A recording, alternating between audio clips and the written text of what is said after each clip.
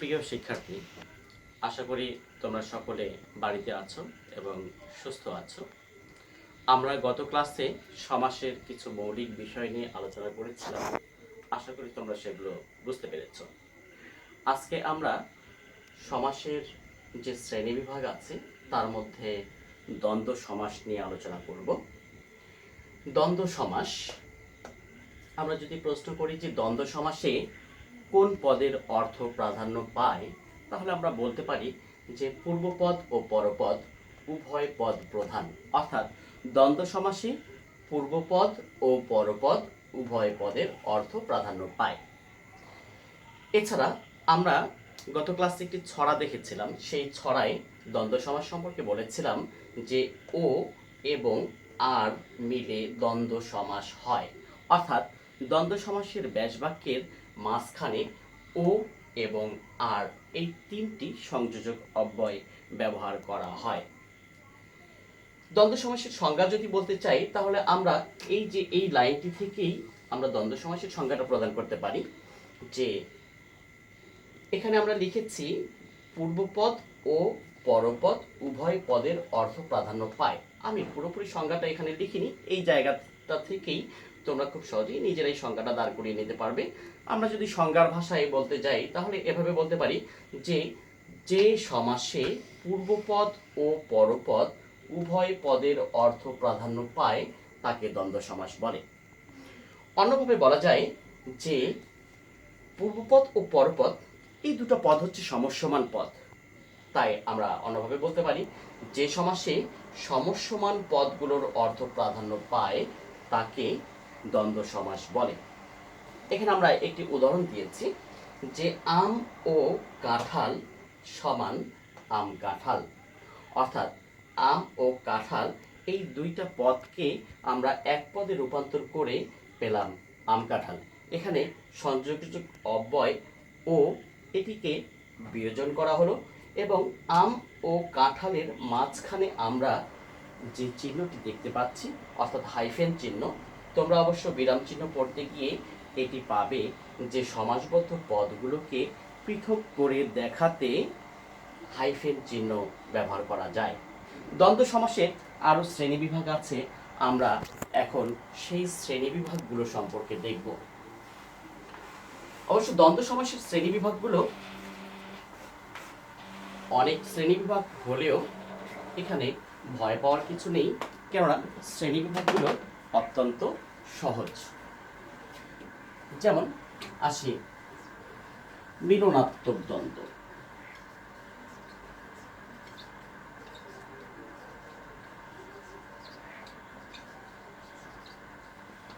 আমরা এখানে নামটা দেখতে পাচ্ছি মিলনাত্মক দ্বন্দ্ব। অর্থাৎ এই নাম থেকেই খুব সহজে বোঝা যায় যে এখানে যে শব্দগুলো নিয়ে আসলে সমাস গঠিত হবে সেই শব্দ বা পদগুলো আর মধ্যে একটা মিল বোধক সম্পর্ক থাকবে। যেমন লতা পাতা।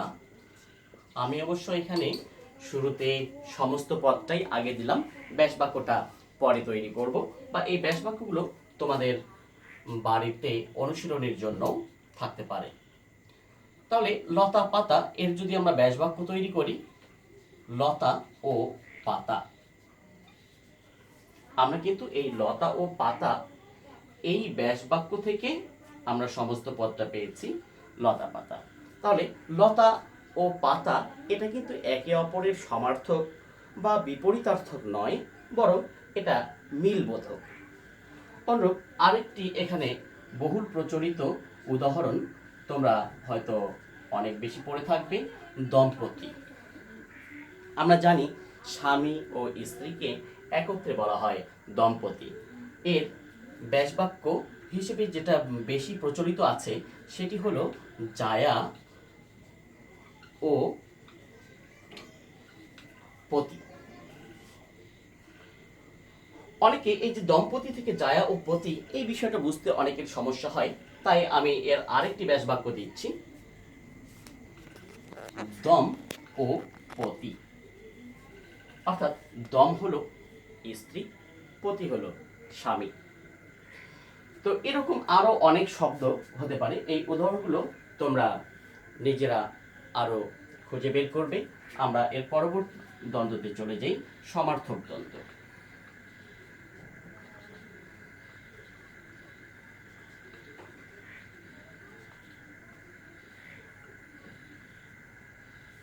সমার্থক দ্বন্দ্ব নামকরণ থেকেই বোঝা যাচ্ছে যে এখানে দুটি সমার্থক শব্দ মিলে দ্বন্দ্ব সমাস গঠিত হবে। যেমন হাট বাজার। তাহলে এর ব্যাস বাক্য হবে উপরের অনুসারে হাট ও বাজার।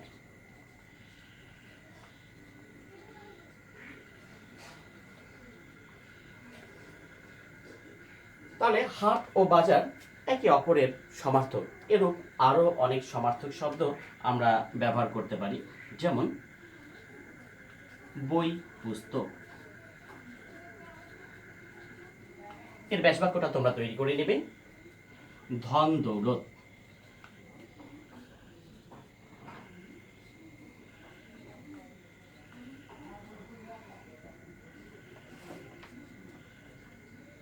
টাকা পয়সা।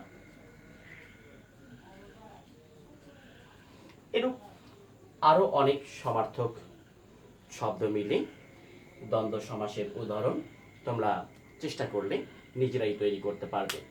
এরপরে আমরা আরেক প্রকার দ্বন্দ্ব দেখি, বিপরীতার্থক দ্বন্দ্ব।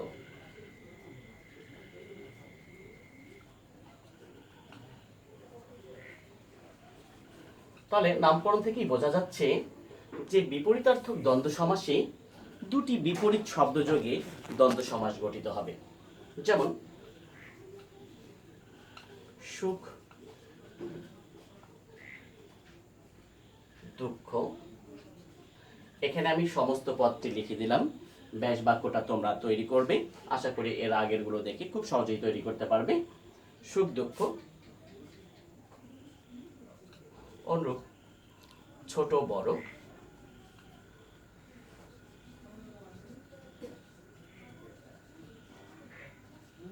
ধনী গরিব। এভাবে চেষ্টা করলে তোমরা নিজেরাই আরো অসংখ্য উদাহরণ তৈরি করতে পারবে। আমরা এর পরবর্তী দ্বন্দ্ব সমাসে চলে যাই।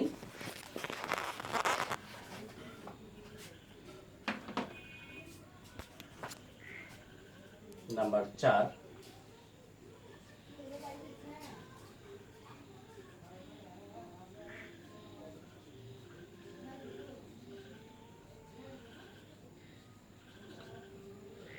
বিরোধার্থক দ্বন্দ্ব।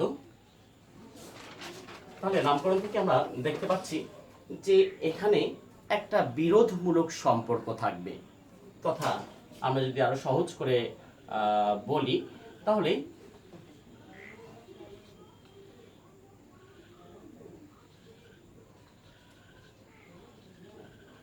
শত্রুতামূলক সম্পর্ক বোঝায়।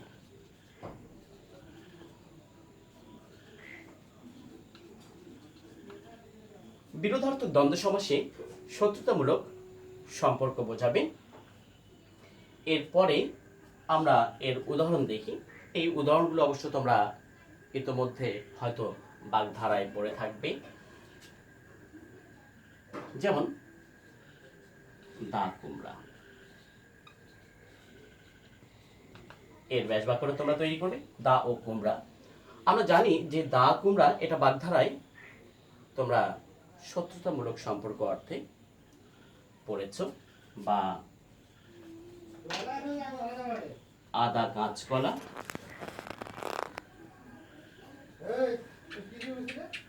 সাপ নেউল,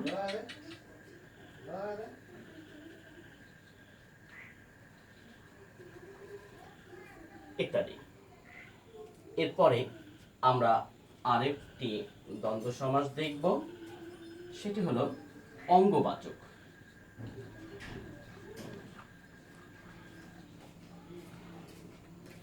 অঙ্গবাচক দ্বন্দ্ব অর্থাৎ আমাদের শরীরের যে অঙ্গ প্রত্যঙ্গ আছে সেই অঙ্গ প্রত্যঙ্গ বাচক শব্দ মিলে যদি দ্বন্দ্ব সমাস গঠিত হয় তবে সেটাকে অঙ্গবাচক দ্বন্দ্ব বলা হবে। যেমন হাত পা।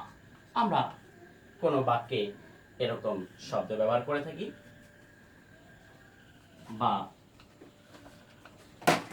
নাক মুখ, এভাবে চোখ কান, এরকম আরো অনেক শব্দ তোমরা তৈরি করতে পারবে। আমরা পরবর্তী শ্রেণী বিভাগে চলে যাই।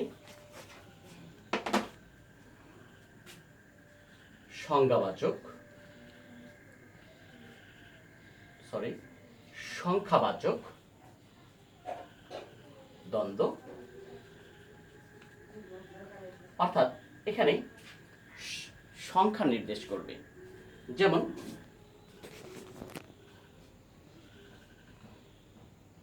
7 ও 5। আমরা কথায় কথায় বলি যে আমি কারো সাথে পাঁচে নেই, বা 7 17, অথবা 9 6।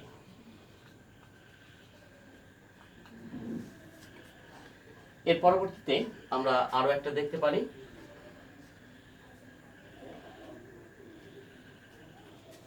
এভাবে দ্বন্দ্ব সমাসের শ্রেণীবিভাগ আসলে অনেকগুলো আছে। আমরা সব শ্রেণীবিভাগ এখানে দেখব না, গুরুত্বপূর্ণ কিছু শ্রেণীবিভাগ আমরা দেখব। সংখ্যাবাচক দ্বন্দ্ব, এখানে বানানটা ভুল হয়েছিল। এরপরে আসি অলুক দ্বন্দ্ব।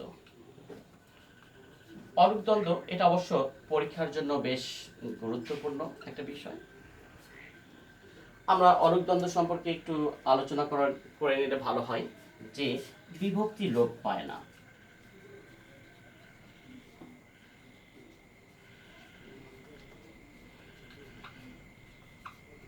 অর্থাৎ যে দ্বন্দ্ব সমাসে বিভক্তি লোপ পায় না তাকে আমরা অলুক দ্বন্দ্ব সমাস বলবো।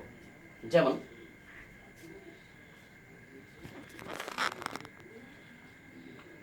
দেশে বিদেশে,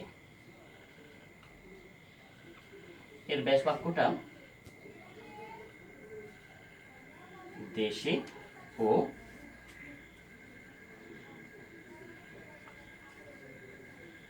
বিদেশে। আমরা যদি ব্যাস বাক্য দেখি, ব্যাস বাক্যে মূল শব্দ দেশ, তার সাথে যুক্ত হয়েছে এ বিভক্তি, বিদেশ এর সাথে যুক্ত হয়েছে এ বিভক্তি। আমরা দেশে ও বিদেশে এই ব্যাস বাক্য থেকে যদি সমস্ত পদটা তৈরি করতাম দেশ বিদেশ, তাহলে সেখানে বিভক্তি লোপ পেত। কিন্তু এখানে আমরা বিভক্তিটাকে অক্ষুণ্ণ রেখেছি, যে দেশে ও বিদেশে এই কথাটাকে আমরা একত্রে দেশ বিদেশ না বলে বরং বলি দেশে বিদেশে। 15 পথে প্রবাসী,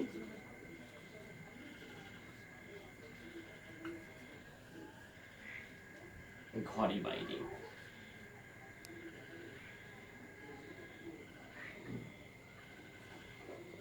ঘরে বাইরে। এখানে আরেকটা লক্ষণীয় বিষয় তোমাদের জানার জন্য বলছি, যে দেশে বিদেশে এটি কিন্তু একটি গ্রন্থের নাম, সৈয়দ মুস্তফা আলী লেখা।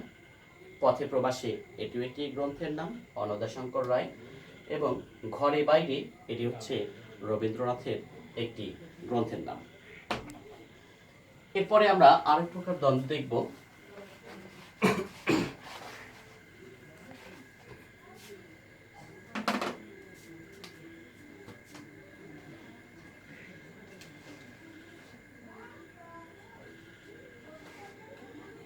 বহুপদী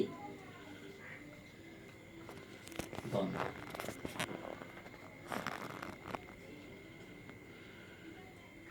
অর্থাৎ এখানে নাম থেকেই বোঝা যাচ্ছে বহুপদী, অর্থাৎ এখানে অনেকগুলো পদ থাকবে। তথা এগুলোতে যেমন আমরা দেখেছি 7 17 দুটি পদ, দেশে বিদেশে দুটি পদ, এখানে 2 এর অধিক পদ মিলে যে দ্বন্দ্ব সমাস গঠিত হবে সেটাকে আমরা বহুপদী দ্বন্দ্ব সমাস পড়ব। যেমন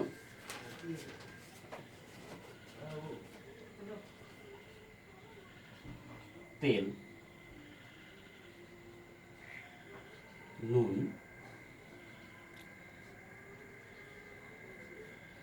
লাঠি। এর ব্যাস বাক্য আমরা তৈরি করতে পারি এভাবে: তেল, নুন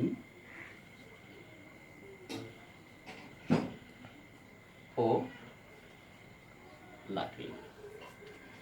এখানে একটা বিষয় তোমরা লক্ষ্য করছো যে শেষ পদটার আগে ও ব্যবহার করলাম। এখানে আমরা 3টা পদ মিলে দ্বন্দ্ব সমাস গঠন করেছি। যেহেতু 2-এর অধিক পদ, তাই এটাকে আমরা বহুপদী দ্বন্দ্ব বলছি। আমি এবার 3টি পদেরও আরো বেশি পদ নিয়ে দ্বন্দ্ব সমাস গঠন করব। যেমন রূপ, রস, গন্ধ, স্পর্শ, বর্ণ। তাহলে এর ব্যাসবাক্য যদি আমরা তৈরি করি, প্রতিটা পদের পরে কমা বসাবো এবং শেষ পদটার পূর্বে একটি সংযোজক অব্যয় ও এবং অথবা আর বসাবো। আমি তৈরি করে দিচ্ছি। রূপ, কমা, রস, কমা, গন্ধ, কমা, স্পর্শ ও বর্ণ। এভাবে আরো অনেক একত্রে এখানে আমরা 5টা শব্দ ব্যবহার করেছি, এরও অনেক অধিক শব্দ নিয়েও তোমরা বহুপদী দ্বন্দ্ব সমাস গঠন করতে পারো। যেমন আমরা যদি বলি যে তোমরা গরু, ছাগল, হাঁস, মুরগি, ভেড়া লালন পালন করে সমৃদ্ধি অর্জন করতে পারো, তাহলে এখানে একত্রেই আমি বহুপদ ব্যবহার করলাম।